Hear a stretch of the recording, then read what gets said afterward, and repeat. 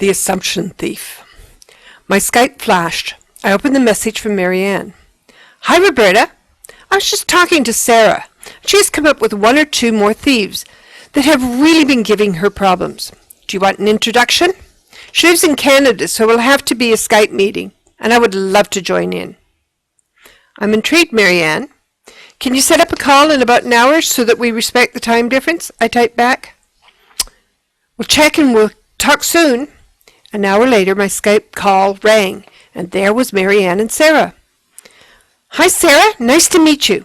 Thanks, Marianne, for the introduction. Tell me about yourself, Sarah. Hi, Roberta. I'm a graphic artist.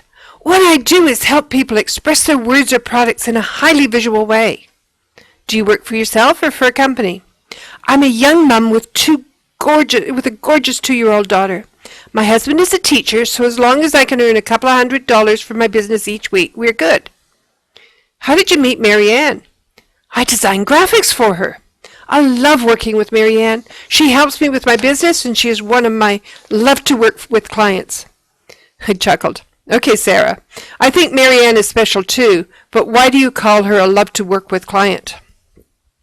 Marianne laughed softly and asked, Yes, I'd like to hear the answer to that one too. I never knew that was how you classified me, Sarah. Well, replied Sarah, it's like this. There are some clients that just know what they want. They can tell you colors, fonts, feelings, and impressions they want the graphics to convey. They can give you pictures similar to what they want. They have a picture in their head, and they need me to make that picture real. I love working with them because I know what they expect, and I know that if I can give them 3 or 4 choices, they will make a decision and the job is done. I smiled, remembering times when my graphic artist just seemed to be able to deliver exactly what I needed. Sarah, are you saying that some people don't know what they want? Most people are unable to visualize what they want. They know what they like when they see it, but I need to assume so much to give them a graphic they like. It is really hard work pleasing them, and so often their feedback on what I present hurts. Can you expand on that, please, Sarah? Well, while I have some standard questions I ask before I take on a job, most people seem to really have no idea what they want. That is why I love working with Marianne. As we talk about the job, she creates pictures that both of us can see. But most people just tell me to do my best, and then they will see what they think. The challenge arises because I create what comes to my mind, and then when I present it to them, they can get really nasty with their comments. It really can hurt. I try so hard not to take it personally, but I feel like I am being judged and found wanting, sighed Sarah. Oh, I know that one, piped in Marianne. It always amazes me that people who have no opinion before you do something suddenly have an opinion and lots of criticism after you finish. I remember doing some surveys on a new product we were launching. We looked at everything we thought. Use, color, shape, material, price, distribution channels, packaging, just everything. Then when we put the samples on the market, all we got was criticism. It should be this, it should be a certain color, it should be lighter, heavier, rounder, bigger, smaller, and so on. My team was disillusioned and really downcast, despite the fact that they had developed many other successful products. This particular product just totally deflated the team. They felt personally insulted until we got together and really looked at what was being said and how easy it was to tweak the product. Interesting enough, it became one of our most popular lines, but it nearly never made it to the market because the team took the criticism personally. Exactly, said Sarah.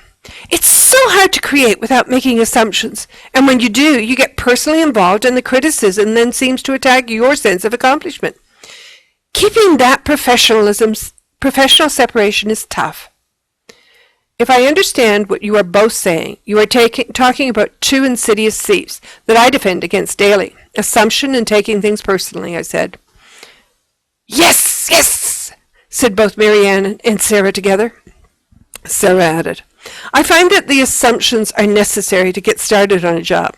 I have to fill in what the client is not telling me. It might be that they don't want to curb my creativity, and so I create in a vacuum, assuming what they will like the end product. I could hear Marianne's nod as she contributed. what happens when your assumptions are not what the client likes. They blame you for not seeing what they wanted and attack your abilities to deliver. It's hard not to take their criticism personally. Yes, the way we respond to negative feedback is something that Esther and Frank and even you, Marianne, talk about in other tales. Oh yes, the SNIAP, said Marianne. Sarah sighed. It can be tough some days to keep my spirits up. When it happens, I just go hug my little ones and the world comes right. It also helps to look at Don Miguel Ruiz's 4 agreements. I smiled. Keep your word, do your best, don't assume, and take nothing personally. I usually add a 5th one. Have no regrets.